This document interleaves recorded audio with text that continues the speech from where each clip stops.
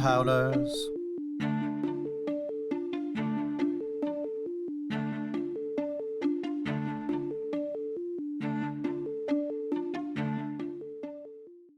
Welcome everybody to Fade to Obsidian, your Red Rising podcast that started as spaceships and relationships and is now everything, especially whatever the art. fuck we want to do. We just are here every week. I am Skipper, joined as always by Crescent, and this week we have a very special guest of Miles Bensky. Welcome in, Miles. For the first time ever. Hello. Thanks for joining us. Thanks for having me. We're so excited to have you. One of the original fan art. At this point, it's not even fan art. You've done real art for Red Rising in theory. Mm-hmm. So yeah, it's been a fun progression over the years. Yeah, so we're super excited. Before we jump into anything, a couple questions for you. Number one, I saw is your Howler name Doolittle? Yeah. How did that come about? And also, what are you drinking?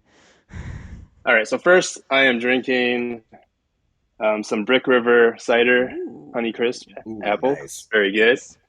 From St. Louis, where I live. Nice. And then related to that, why I'm in St. Louis is I work for. And this is related to my name somewhat. I'm trying to remember. I think I might have gotten a name before I got this job because when I joined. When I first got my name, I was in school for animal behavior, getting my PhD at the University of Illinois. Wow. And so I do a lot of behavior research, work with animals. I've done dog training, pet consulting in the past, and so that combination, that kind of animal, and then I guess we can talk about it. But I also was doing some animal art early on as well, so all of that kind of contributed to that Doolittle name. Nice. That's Awesome. amazing. I had no idea.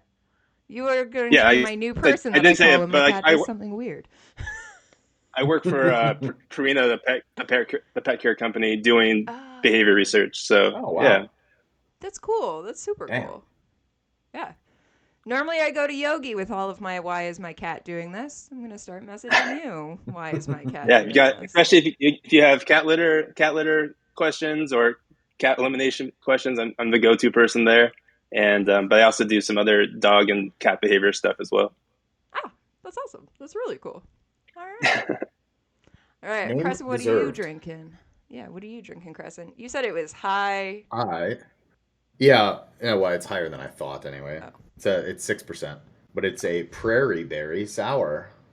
Cute. It's out of my beer advent calendar. Oh, it is December 2nd as we're recording this, so there you go. Nice. I have Chardonnay. Mine's not exciting, but in comparison to some of the last episodes we've had where I've been just drinking whatever I could find, I put out, well. Or hungover. Cool or glass. hungover. It's better than most. Yeah, last episode I was hungover, so I had, coffee. This one, Chardonnay. So, there you go. Nice. Yeah. But yeah, we're so excited to have you. Before we do anything, how did you get into Red Rising? How did you find the books? So I actually found it through Jamie Stegmeyer, one of the designers for the actual Red Rising board game. He's a board game designer. He owns a publishing company that I have done play testing with him. I was friends with him, and he would do he still does kind of a weekly Facebook Live, and on YouTube he does these kind of just like Ask Me Anything kind of sessions each week. And I can't remember. I was trying to think back when it actually happened, but maybe 2017-ish. He basically announced that he had gotten the rights to one of his favorite book series in terms of to make a game for it. But he actually was really struggling with coming up with a game that he was happy with. So he took the idea of basically announcing that he had the rights to this, to Red Rising, and asked if maybe some other designer could come to him with a design that he could help publish. Yeah. And he had already had the art. So Justin Wong, who's the main artist for the board game, had this really cool kind of cover art that is on the actual back of the board now. Oh. And Play this game. he You keep he talking so though. no he like again I wasn't really I dabbled in board game design. I wasn't gonna try to design a game, but he kind of described it. I picked up the book, started reading it, and that's when I started reading the full. Yeah, so that's That's and like cool. especially that battle at the bottom. That's what like this got me. I was like, all right, this looks cool. I gotta check this out. Read the first book, got sucked in right away, and yeah, just continued from there. So I think that was like 2000. I'm a slow reader, so I think I started probably 2017, 18, and then kind of got caught up over the next couple of years, and yeah. That's so cool that, yeah, the Yeah, holy creation of the. shit. Oh, I had no idea this lore, that the creation of the board game was rather than there's people who obviously have read it, find the board game. And I know people who have Right. played the board game and then gone, oh, I guess we should read it. But that's so cool that it was like that. You're in that middle fun. Oh, Yeah, I yeah. love that. And I think Jamie had recommended a few other books, so I generally enjoy his recommendations, and so that was again between his recommendation and that art, I was like inspired to see what it Yeah. was all about. And I actually like did not, I kind of purposely did not like look into anything about it. I just like picked it up and read it, and so like a lot of the twists that people were like, oh, that was obvious. It was on the back of the book. It explains. Like I had no idea what it was about. I just like grabbed it and read, and so like when he first comes up and realizes like all the stuff has been developed on the surface of Mars, like that was a huge surprise to me, and really just hooked me for sure. Nice. I love that. Fuck That's yeah. awesome. I think that's also where Salem got hooked. Salem also talks about how it like took her all the way to going to the mines, and then when he comes up, and it's like, oh, okay. So yeah, that's Yeah, the spot. for sure. That's awesome. So then, how soon after that were you drawing the characters for it? I didn't draw. I'm looking back. I do have the benefit of hearing some of your other episodes, so I kind of knew some of the questions you'd asked, and so I was Yeah. like, made me think about like what was the timeline because I kind of have forgotten. Um, I got into art like 2016 again. I had done art as a kid. Mm. I was realizing you can see there's a little Oh, cool. platypus I did as a Oh, kid, hell yeah. and uh, so yeah, I did quite a bit of art as a kid. But then I actually went to school initially thinking I was going to be an architect, and after first couple of years realized that wasn't going to be my path. And so this was like 2002, 2003 that I decided I wasn't going to be an architect and kind of just stopped doing any type of art at that point. Mm-hmm. It was because of board games I got back into art. At University of Illinois, there was a kind of community program encouraging people to develop some board games. And so you would go and they would give you ideas and give you some of the tools, and there would be kind of the community play tests. And it was just a really fun opportunity to just try something new.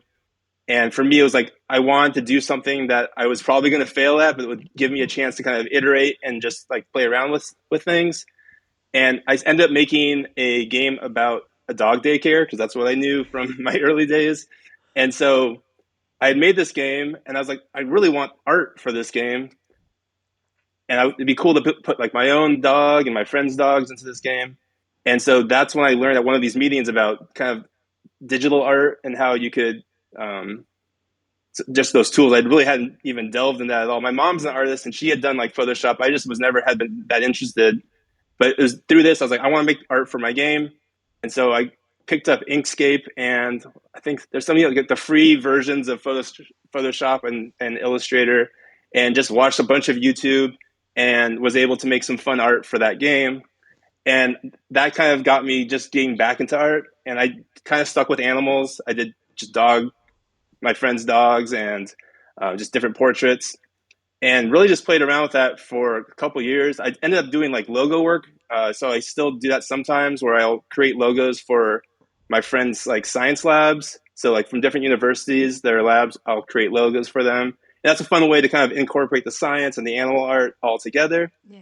Um, but it was until I was looking back, it was there was an Inktober. I tried to do Inktober in 2019, and there was one day I can't remember what the word was, but there was one day that was something related. It's one of my. It's on my Instagram. I already forgot what the word was, but it's the first kind of fan art I did. It was just the sickle with his hand, so it was just like very basic.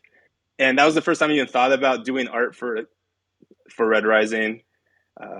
And then the thing that got me really going was once the pandemic hit, like the first couple months of pandemic, I was listening to Howler Pod, and or maybe it was even right before the pandemic. They were like asking about there was a reference to a hyena dial. Your talk with Peebs kind of made me remember this, where the bestiary, Yeah. and they were like, "What does a hyena dial even look like?" And I was like, "I don't know, but I'm going to try to draw it again because I was just drawing mostly animals at that time." And so my very first like real fan art is a hyena dial, and then definitely during the early pandemic, I was like, I kind of want to start practicing character design just to have something to do that's not my work. Yeah. And was like, again, as other people said, these characters are so well written and just described, and just like it would be fun to kind of see what I could do. And it was a nice kind of safe way for me to have.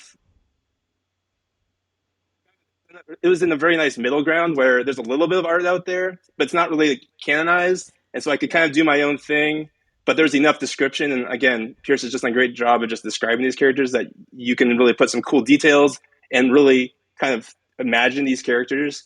And so, versus like if I was trying to like draw a superhero that like a Marvel character, like that's already established, or, Yeah. you know, Lord of the Rings or something that's like already been out a lot. Again, I just found this was a really nice middle ground, and so I just started playing around. So I think I drew several just really rough sketches. Started putting those on Instagram just because why not, and got lots of positive feedback, and that kind of created this positive feedback loop where I just started creating more and more characters from there. But it was like, yeah, Incredible. really early, similar time to like when Peebs was really getting going. There's like a few of us that were kind of just creating a bunch of character art at that time. Incredible. I love that. That's so cool. So I went back and found it. The Okay. word was sling. Okay. And so yeah, it's the armored Reaper's fist holding the sling blade. Oh, that makes Yeah. So sense. that's the first time. But then I'd say Hyena idea was like the first time that someone I really wanted to create something from that world that yeah. So that it was fun to look back at that. That's awesome. I love that. So then, when did the board game actually? So if you were creating those, and then you would have gone into Yeah. doing So the the character work. I'm trying to think when I was part of the Kickstarter, but I can't remember when it actually occurred. I don't know if it says. I think it was like 2022, 20 like Maybe, 23 yeah. that came out. Yeah, it's already a blur at this point. But so it was actually because I had started working on my character designs and posting them on Instagram. Mm. I I had been friends with Jamie from kind of like we had interacted. I would actually come to St. Louis quite a bit and do his game. So like we knew each other well enough, but he didn't know I was working on art. I was just posting stuff and I was just trying it. And so he actually approached me. Again, I had helped him with some other things in terms of just play testing. And he's like, "Hey, I know you're really into Red Rising. I've seen you like put a lot of work into your art." And initially, he was like, "I already have an artist, but I think there's some elements of the game that you could work on if you want to work on them." And so that's the actual kind of house cards. Mm-hmm. That's the thing I started with. Where, yeah, so like the actual house emblems, and again, kind of incorporating Joel already had created right these kind of Oh, emblems, but then just creating the like actual these card. ones? Yeah, exactly. Yeah. Yeah. So that was the first thing I did, and then I did the card backs as well. Mm. For all of there's different card backs, but yeah, those card backs, and then the ones on the actual. Yep. And then there's one more for like the solo cards. I also have a card back. Oh no. And then at some point, I can't remember at what point. Yeah. And Jamie approached me and said, "Hey, uh, Justin's needs a little bit of help finishing some of these characters. So there's some of the goals that we still need art for. Would you like to do?" I was like, "Of course!" Like, and I had already done quite a few just kind of rough sketches for these, and so it was fun opportunity to, test my skills and try to copy Justin's style a little bit to make sure that they matched. And then there was a third artist that then did all of the kind of coloring for the characters. So I just kind of sketched out in grayscale the idea and made sure I was also the one that was the most sensitive to making sure certain details matched what was in the books. And so that's how that all went. That's so cool. And that does make sense on why it was funny, because I was just leafing through. There's yours. I mean, not that people will be able to. Luckily, they're on your Instagram, because I was trying to figure out, I was what Oz? But they all do look similar enough that you nicely have them on your Instagram that I was like, thank you. Let me find those ones.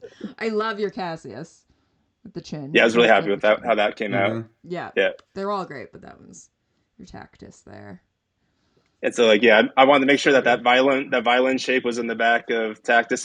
Little details, I was definitely the one that was most careful about having these little details in there. So that's the thing. I like putting little Easter eggs. And I can't remember, there was actually a game that Jamie came out with called Rolling Realms. And I think that I helped him with that cover first. And that's all about putting little Easter eggs from his other games into that cover. So I guess I had done that first.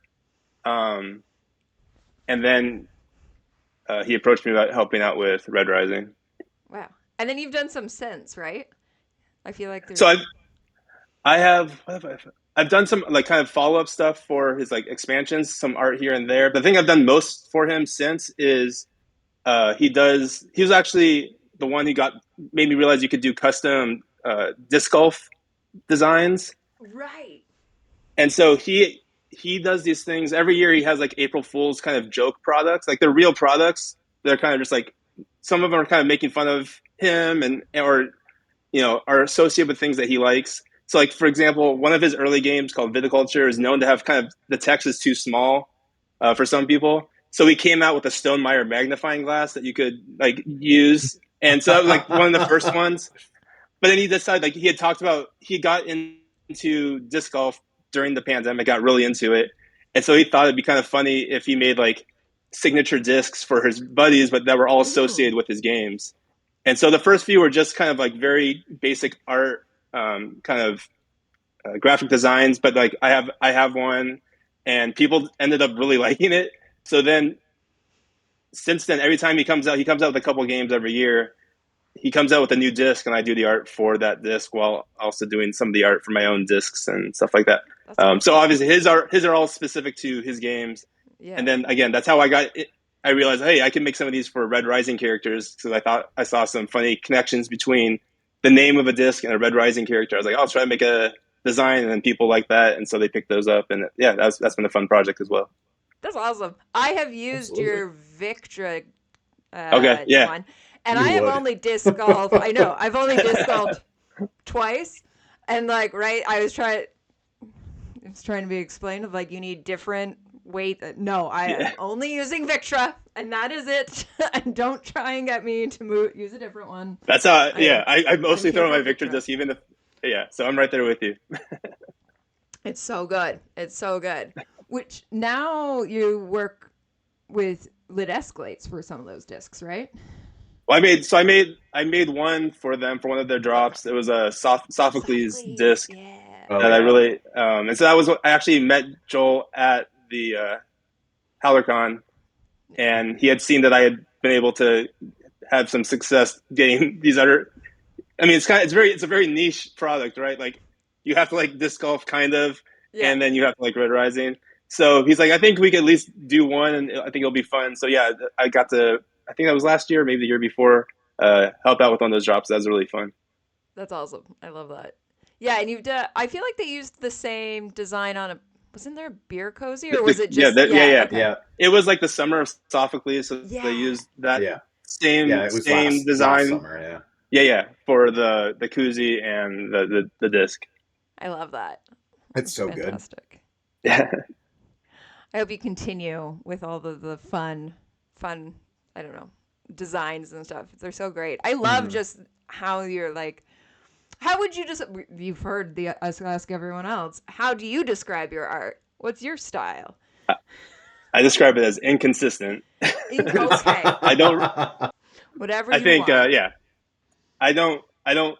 I don't really feel I have a very. I like if you look back at my Instagram page, you'll see all sorts of styles. I think partially that's because I am just like I'll see something, it'll inspire me, or I'll watch a YouTube video from an artist I like, and I'll say, hey, how can I incorporate some of that stuff? And so you'll see stuff that's more realistic, but a lot of, I mean, I think in general, I'm definitely more kind of rough comic style.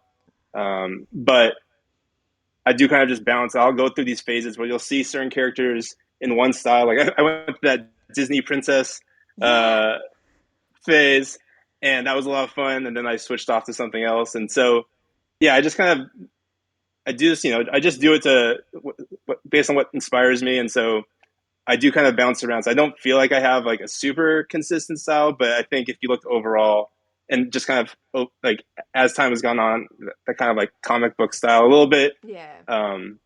Yeah, just not super realistic, but just kind of. And then I've been playing around with like action poses and stuff as well, just to build new skills. But yeah, I was joking with the other artists in the Instagram group that I was going to say inconsistent as my art style. I like it.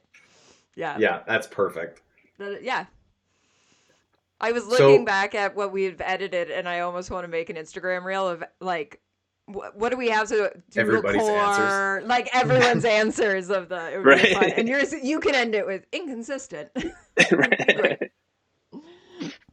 That implies that it will end eventually. Oh, that's true. We've already discussed with this series. We just keep finding new artists.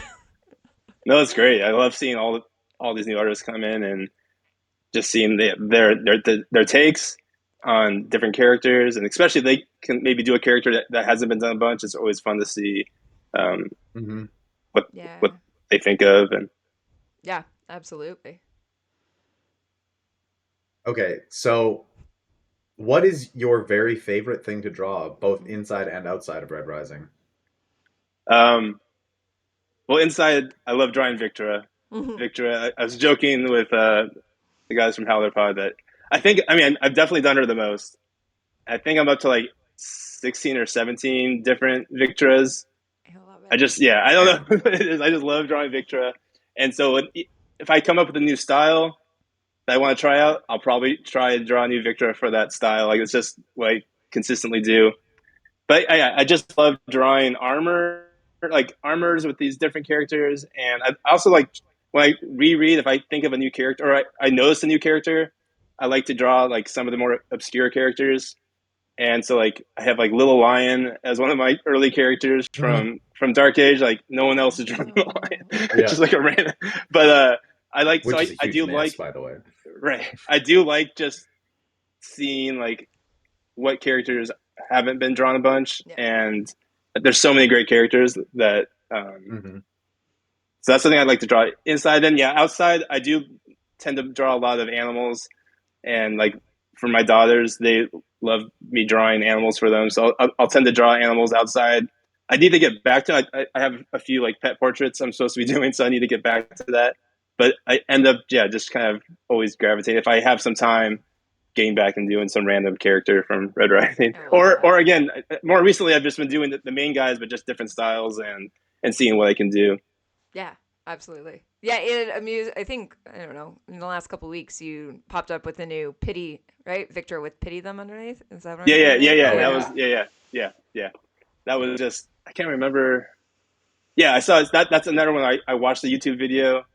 They made some interesting points about posture and how to draw like the anatomy. And so I started playing around with it. I was like, this can turn into a Victor piece, and then I did. Perfect. So It can be a Victor piece. It worked out. Yeah. Speaking of lesser drawn characters, have you ever done an Ogledan? Oh. No, I haven't. No, that was drawn by someone else because he's in the game. But I didn't draw Ugly Dan. I only drew golds for the game. Yeah. But so that is definitely a character I haven't touched yet. That'd be a fun one. That'd definitely be a fun one. Yeah. There's so many in the. We played with our Patreon. We played Guess Who. We played Guess Who with it. Like, we just sat there and it was like 21 questions. It was sort of like, is it this? Yes. Is it? We ended up with both they did a really good job bodyguards. And we're like, oh, God, I don't know. The other one? Yeah, great. Right. Yeah, they did a really good job of incorporating as many characters as they. I mean, that's one of the tricks with so many colors and so many like trying to like balance that across the cards and everything. So it did make you have to kind of dig a little deep for some of the characters, but I think that's really cool. Yep, absolutely. Yeah. And some like I'm trying to think, like the violets or the greens are just kind of broader but like fun little niche ones. Exactly. Yeah. Yep. Do you play the game still? Yeah. Anymore? Yeah. I haven't played it in the last year, but we almost played it. My oldest daughter was asking to play it, but for some reason we couldn't. But yeah, so I still do play it. Just I have way too many board games, so it's sometimes games. It's hard to get everything into the rotation, but I do really enjoy it, and I'm really happy to have been a part of it. So that's awesome. Are you good at it? Have you figured out the proper strategy? No, I'm terrible at it. Because I always want the characters that I want. I don't really care if they're synergized, and so like if the Howlers come out, I'm gonna grab the Howlers. Like there's just certain things I'm always gonna grab these cards, and I don't really care if it helps my game or not. So that is exactly me. Talk about Victra. We, as a family, we always, because we spend the whole Christmas Day together. So in the middle of the day, we always do board games.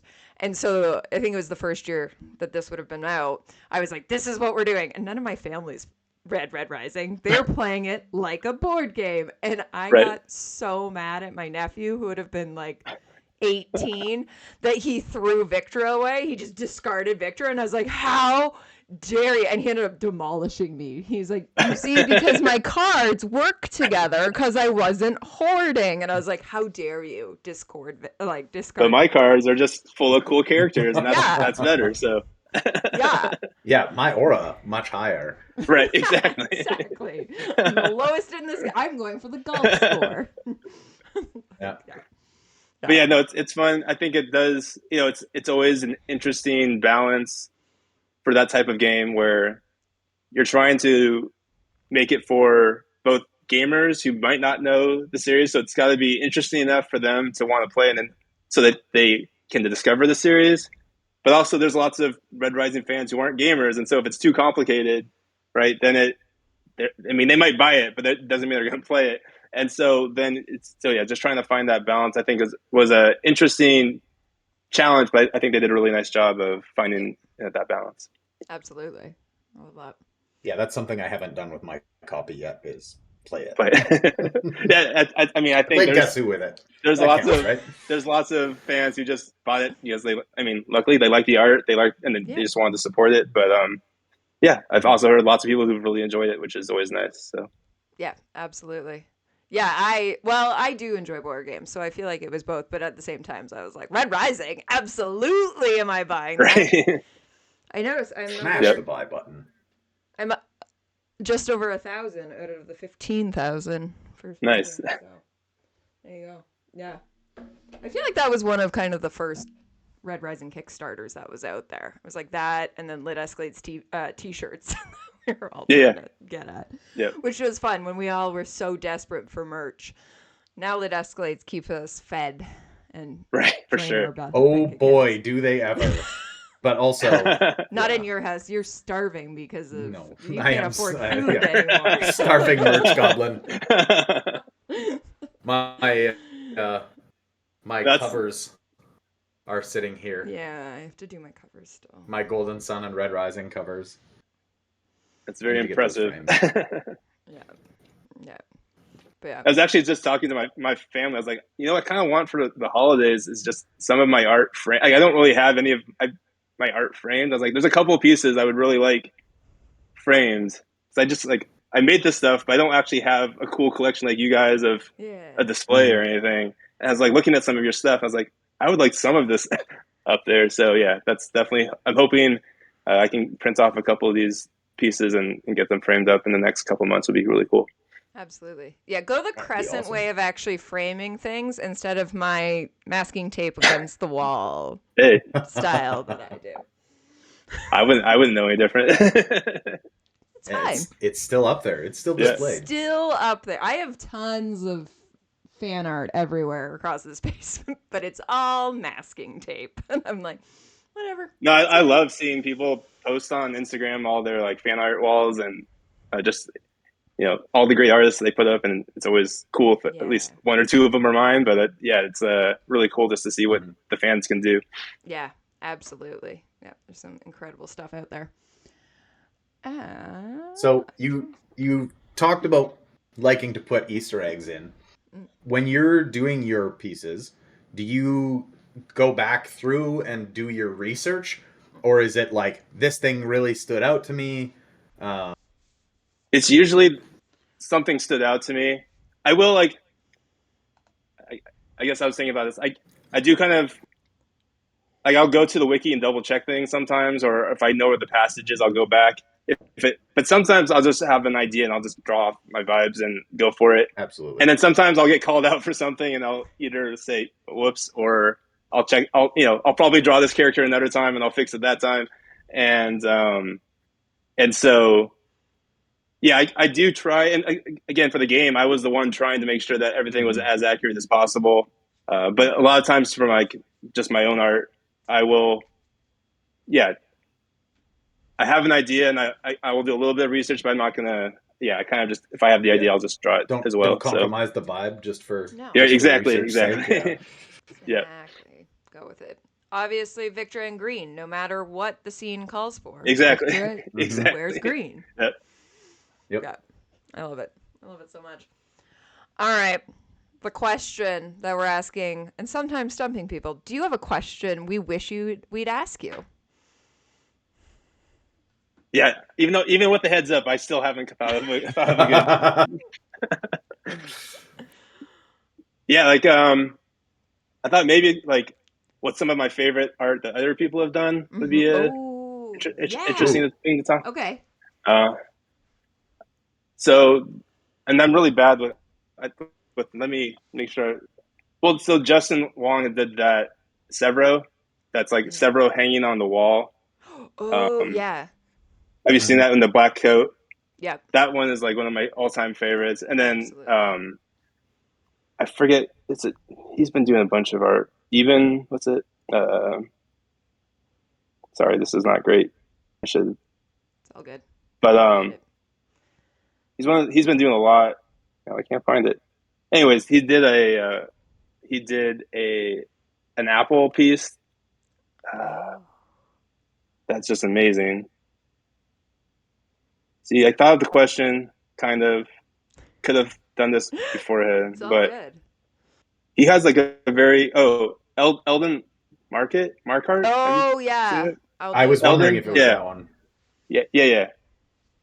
He has this apple that's it's showing him with the violin and his full armor all in the same piece, and just his style is amazing, and they just make so much of it. It seems very quickly. I'm very jealous, but yeah, I love his apple piece. So those are the two that I think of a lot. And then Peebs, I love Peebs Severo with the crux. I think that might be my favorite one she's done. Mm-hmm. Yeah, incredible. Yeah, there's so many great artists. But yeah, it's incredible. Yeah. And as you said, there's the ones who have been around for years, and then every week it feels like someone's coming out of the woodwork. And some really impressive one, what? My turn to play the Redhead Scribbles, I think. Oh, Redhead Scribble, yeah. Incredible, and we're where did this come from? Yeah. And it's so realistic, and she just seems to. I mean, maybe she did a bunch of them over a long time, and then is putting them out quickly. But I don't understand how these people put out. I can put out stuff quickly if I just do my rough sketch stuff, but some of these people just put out actual finished, very finished looking pieces out. Photorealistic quality. Yeah, it's all right. It's time for me to bow out. No. You're not allowed. No. But yeah, How no, long does it take one of your pieces? It really depends. I mean, sometimes if I really have some time, it can take me a weekend, and it's more of like kind of a cartoony style that doesn't require a lot of like rendering. I can knock that out in a weekend. But sometimes like I'll just get stuck on a piece. Like I'm working on some pieces now where like the anatomy, I just like notice something about it. It's like it's not quite the way I want it, and I can't fix it. And that can take me like a month before I feel like I'm happy with it. Yeah. So it and then if I do, I know Andy had kind of mentioned she's always trying to figure out how to like render better and get away from her line art. And I always feel I have the same feeling. That's one of the things I messaged her before I asked about like joining that group was just like I totally relate with that. Like I feel like as an artist, I should be able to get away from my line art, but I also love my line art. So then it's like maybe sometimes I just want to lean into it, and then sometimes I'm like, no, I'm going to try and practice and do this other style and get rid of the lines, and I end up not liking it. Sometimes it works out. Sometimes I feel I get lucky, and I'll do one of my more like realistic looking paintings, and I'm like really happy with it, but it's just not something I feel I can replicate like consistently yet. And so then I'll go back to more comic style, and I guess it's over time we'll see if I can just get slowly better at this stuff. But it's definitely a process. Yeah, absolutely. Well, you drew me a Cassius once, and it seems like you did that rather quickly, which I greatly appreciate. But that one a little bit cheap because I had already done the Cassius with Lyria. Okay. Using that same kind of, and then I just replaced it with a sloth. Yeah. Yeah. That made me so happy when you said that through. It's like, oh my god. That's what I mean. Like, I'll like have nothing for a while, and then I'll chat with someone. Something will come up. I'll reread and be inspired by the most random thing. Like, all right, I'm going to draw this for whatever reason, and yeah. So it definitely kind of comes in spurts, and then I'll kind of cool off for a little bit. So yeah, it's been fun in the last. I mean, honestly, partially just hearing about the other artists from your episodes definitely inspires me to try something, and so that's been really fun. And so yeah, it's like I'm pretty sure I did that no pity after listening maybe to Andy episode. So cool. Yeah, that's been fun. Well, thanks for listening. Appreciate that. Yeah. Thanks for doing the homework. I love that. It's incredible. No, I mean, like I said, it's really fun to hear how there does seem to be quite a few of us that kind of just got like inspired to do art early pandemic, and we're inspired by these amazing characters. But now there's this new wave of artists coming in with their own takes and their own styles, and it's just really cool to see. It is. It absolutely is. Yeah. And we repeat this every episode, but it's really cool of how you guys are all working together and leaning, right? Like you have that conversation, and it's really cool of the support. It's really fun also. And I always think about like us as content creators all have each other, but that one person who just happens to follow us all, and somebody posts something and their entire stories like is just this one thing reposted, as all of us are like, but have you seen it? But have you seen it? But have you seen this? Yeah, totally. Yeah, what about seeing it for the 17th time? But like, and the one person who was away for the week, now we're reposting it. Like, yeah. Well, and I always wonder, like, I'll see like which on my Instagram, I'll just get like random likes for some art I did 2 years ago. I'm like, what? I'm just curious, like, what got them there at that point? Like, did they? I think a lot of times they're probably listening to Howard Pod, and they got to that episode and they saw the episode art. But yeah, just like sometimes it's just or maybe the algorithm was nice to me that day and sent my art to a new person. But yeah, it's I find that interesting. But like, what gets people to like see our stuff, past when it's actually put out? Yeah, it's always interesting. Of who knows how there was something on my personal one that someone liked today, and it is something that only has 10 likes and is from 3 years ago, and I'm like, what? How? What? What? I don't get it, but I'll take it. That's always what it is. Yeah. For sure. Yeah. Howlerpod does a really good job as well as reposting and making their own memes. I love Aaron and her memes. God. They're incredible. Yeah, they're so great about that. but We yeah, should that's also bring nice that Erin I know. on just for memes. That's her art, is memes. Yeah. Sure. Yeah. So what were you gonna It's say nice about knowing that? that. If I post something, Howler Pod will post, we'll share it, and that will get to some eyes, and so yeah, Yeah. that is nice. Mm-hmm. Um, Yep. Yeah. That was great for that. I'm Yeah, glad we're the basically just trying to create a giant Red Rising network of resharing. it's a yeah, giant echo that's great. chamber that we're doing here. Eventually, anything that has the Red Rising tag gets 1 billion views. Yeah. Right. Which is incredible. No, I Which is mean, fun yeah, of I know. when we see some of the new artists come in. Like it's you kind of watch as they're like, oh, you went from like 30 followers to 100 in a day, as like everyone's like, oh, what? What's that? Yeah. Yeah, and like you said, that's. I mean, you guys keep talking about the community. It's just like so support. I mean, the fact I look back, they're fine, but like my first few characters, it's like, but it was so reinforcing just to get people like excited.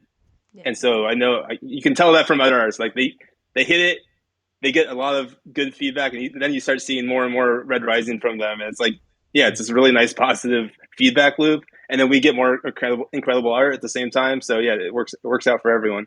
Yeah. Absolutely. Absolutely. Yeah. Fantastic. Uh, I'm trying to think if we've gone through all our character or our questions here. Did I do it this time? Last Just week I did not, Crescent. just the one big one from me. Oh. Is there a character that you have or a Oh scene yeah.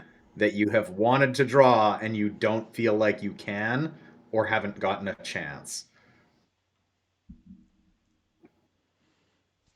I mean, I think I still one thing I've been working on is kind of like action scenes. I've done a few of them. I have like one clang that I'm happy with. I'm actually working on another one right now. Um, I worked on the scene where I did one where Victra takes out um, Ajax. Ajax, and so I like I like think I'm great with like backgrounds yet. That's something I do want to be able to do some of these like bigger battles. I just Mm-hmm. I mean they take a lot of time in terms of like all the details, and I don't feel like my skill set's quite there to like really capitalize on them yet. But like yeah, even like just a basic Iron Rain, I see some of these people do amazing Iron Rain art, and yeah, so I think some of the bigger battle stuff Mm-hmm. I've started to touch on a little bit, but I don't. It's something I would like to be able to do, but yeah, obviously focus more on just the individual characters mostly at this point. But Mm-hmm. yeah, bigger scenes, more action. That would be something I would like to hopefully get to a point where I feel confident to do that in the future. Yeah. But like that piece that Justin did that's on the back of the board, like I would love to be able to feel like I could do something like that. Mm-hmm. But yeah, I don't feel like I'm quite there yet. But Not yet, but I believe in you. It'll happen one Me day. too. Yeah. Yeah. No. I just need to watch more YouTube and gain more skill. So Whatever works. Whatever works. yeah, We're happy with whatever you want to produce. We're always We'll here keep hitting for that it. little button on everything you Yeah. post. I appreciate it. But yeah, no, I think there's so many amazing scenes, and yeah, so even like the gala, like I've seen amazing art from that, but just like someday I'll be able to feel like I can do some of that with more characters all in the same piece and the Yeah. compositions. Uh, the, like I said, people who have already done that have done some amazing stuff, and that'd be something I'd like to be able to do in the future. Yeah, absolutely. Yeah, Mm-hmm. such an iconic scene, the gala, that I feel like there is a lot of takes of it, but everyone has a different point of view of it, which is really cool. Mm-hmm. Yeah, and yeah, again, the more we get these new artists with their new and they just read like it's really fun to see these new takes, and even when they're doing the main five or whatever, they always have a little bit of a twist, and it's really exciting. Yeah, absolutely. I love it. I love it so much. All right. Where can people find you? Mostly find me on Instagram at mbensky, so M and then Bensky BENSKY designs, and that's where you'll see all my whatever. Whenever I'm inspired to create something, that's where I'll definitely be posting it there. Yeah, I guess that's the main place. I have some links to, like, if you are interested in some disc golf discs, you can get there from my Instagram. But yeah, that's the main place I share. Awesome. I will put it in the show notes in the description so everyone can just click the button and find you easily. Make their life easier. This has been fantastic. You're welcome back. Yeah, thank you so much. Anytime. You are Yeah, tremendous. no, yeah, I love it. It's so yeah. Yeah. No, this has been great. I really appreciate you guys having me. Of course. Yeah, of absolutely. course. You were one of the later ones, but at the same time, you were one of the first ones I thought of like, we need Miles. And really, we should have gotten you after HowlerCon, because we did everyone else we hung out with on HowlerCon, and we missed you somehow, even though you like chauffeured us, like you like half babysat me the whole night. It was a bit of a mess, but it was such a fun I regret not getting to hang out. You didn't get to come back. I saw you and I didn't recognize you, and then I didn't get to go back to the podcast house. No. Yeah. Into podcast house. Yeah. So next HowlerCon. Next HowlerCon. Whatever that may be. I know. Speaking of sad face. Tomorrow is Howler Games. I was gonna say, as we're recording, everyone is uniting in Salt Lake City for Howler Games, and we can watch from afar. I'm sure they're having. We should make Salem come back and do like a correspondent. We should have her while she's there. Yeah. Correspondent Salem on boots on the ground. Her and Sharkbait are there. We can get the. Do you know how many people are going to be there? I think there's like 150 tickets or something. Yeah. That's pretty cool. And they went instantly. Yeah, right now. Yeah, it was within like 20 minutes. I want to say they were gone. It was fast. Wow. Yeah. I mean, Lit Escalade should know at this point that whatever they do, the Howlers, it's going big, or anyone else, because their Joe Abercrombie Kickstarter's at 1.5 million at this point. So that's crazy. I know. Good for them. But absolutely. Yeah, we will at some point be getting.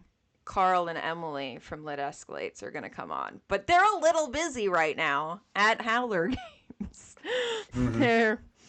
They're doing things at the moment, but yeah, they were like, "Well, come on, and or stuff." Yeah, because they've done. I mean, they started not as artists for Lit Escalates, even though they are artists, and then I've now done so much. So they'll be fun. We're trying to get Joel, but Joel is the busiest person on the planet. He's just like a constant, like, yeah, I'll get there. We're like, thanks, Joel. Like, one day. Yeah. I don't get how he does his stuff at all. Like, watching his videos of how he does his art, where he's like, starts one spot, does all the detail, and then just like spreads out. Like, I don't get it. It's amazing. I love just watching him work, but it's like, yeah, he's incredible. So yeah, it'd be cool to hear how he like got to that process. Like, it does not does not compute how that's possible. No. Yeah. Mm-hmm. It's like doing that of just having, I mean, because he does such big canvases too. So how to know like exactly where things on the canvas, I don't know that. And then he doesn't sculpt, but that's the other thing that I like. When people are making things out of marble, like statues, and you have to actually dig into the marble, like that breaks my brain. Yeah. But I'm like, what do you mean you're not building out? You're taking away. Breaks my brain. I can't compute. I just imagine you take that one chunk that's just a little bit too much, you just ruined and you're done. Yeah. Right. It's like, all right, well, that was a waste. Get me another giant. I've actually just had this done for decades, and it's weathered. Yeah, right, exactly. Yeah. I meant there to be no arm. I took that off on purpose. Yeah, it's like exactly. We've advanced it the couple 100 years that it took before all of them were armless. And... Right. Yeah, it breaks my brain on things like that. That I'm like, how did you know? I don't know. But no, I think that's why it's cool to go there. Yeah. If you can get different mediums and different artists with different stuff, like it's just fun to hear how they got there and like how they are able to kind of take their inspirations to create these really cool pieces. Yeah, absolutely. And that's we reached out to Tunes / Cackler / Violet Clay, all the names right up there with Backstitch, Hearthweaver, Crunchy, about coming on, but it's just not her jam to sit here and talk, which we absolutely understand. This is not everybody's comfort zone, but her work as well, like we wanted to talk about that, is incredible, of clay, and especially the little chess pieces she's been making. We're going to do, I think, a segment on her without her being here. She knows we're going to do that. Oh, very cool. She's also made me a mug that is waiting to come across the border with the Fade to Obsidian logo. So next episode I should have it, and I can show off one of her pieces of work that I'm super excited about. But yeah, that's clay is fantastic. My best friend, my childhood friend, that's what she does for a living is clay, and it was like, it's mind-boggling to me. And it's really funny, if I'd go over sometimes and like she'd be creating beautiful work that is how she's going to create her living. And it was always funny that she'd like, basically to keep me occupied, she's like, here's a chunk of clay, and I'm like doing the classic, like, I made an ashtray. She's like, okay. So I'm like, look at my candlestick, that's terrible, but like absolutely amazing. And then like now there's 2 different stained glass artists, which is incredible. Yeah. And you were talking about a musician last episode? Yeah. So Taylor Ash has done a song. I'll put her in the show notes, and then I can send it to you so you can listen. She's done, at this point, definitely a theme song for Darrow. And I think she's working on more. And we've been in talks. She's just waiting to clear up her schedule, and she'll come on and talk. Because that's incredible to me, of like reading the books and like what is playing in your mind. And like there is parts, you won't have seen the episode with Sushi Western, because it comes out tomorrow from us recording, where we talked about like especially Roke scenes, like classical music's playing, but it's music we know. So to have like to completely create your own music, like that's incredible to me. Like it's to pull new music out of your brain that's related. Yeah, absolutely. That is a skill I do not have. No, I can play music, but I cannot create it. I will. I don't have that skill either. It, like, thank you for providing the sheet music for me. That's right. What I played music growing up, but like, and I was part of like jazz bands, but I could never improvise. Like, like my friends who would just go off, and I'm like, I have no idea how you can think on the fly like that. But more power to them. That's amazing. Yeah, absolutely. But yeah, there's so many amazing artists, and I'm sure because this series is going to go on forever, we're never moving off art. We'll talk to all of them. Hilariously, here's a fun fact about my own life, is last week I was playing trivia at the yacht club, and they made me host a round, and I had never seen the questions before until they were appearing, and the one question comes up, and it was a full monologue. It was the last question of my round, and it's a monologue, but it starts, Red Rising, and I turn and I go, I love this book. I'm in a all I think I did was in a fan club, and the last line was, someone in this room has a podcast about the artwork of Red Rising, and I was like, first off, give you the answer. Secondly, not actually artwork, but at this point, it's the art. Like, I understand why the person who totally stalked all my social media to find it, was like, oh, this is just about artwork. I'm like, yes, correct. That's fine. Right. Well, that's what I mean. That's your future. So yeah, that's it. We're just from now until infinity, we can't do anything but art. We'll take a break for Red God. Red God will come out. We'll talk about it, and then we'll talk to all the artists about how they're recreating scenes from Red God. We can all just it's an infinite loop. It'll be great. That's great. All right. Well, I think that's it for tonight. Thank you so much. Thank you. Thank you so much for having me. Thank you, everybody, for listening. Thank you, Patreon, as always. And that's it. Have a good night, everybody. Bye. Good night, everyone. Hello, Howlers. Red Rising isn't ending with Red God.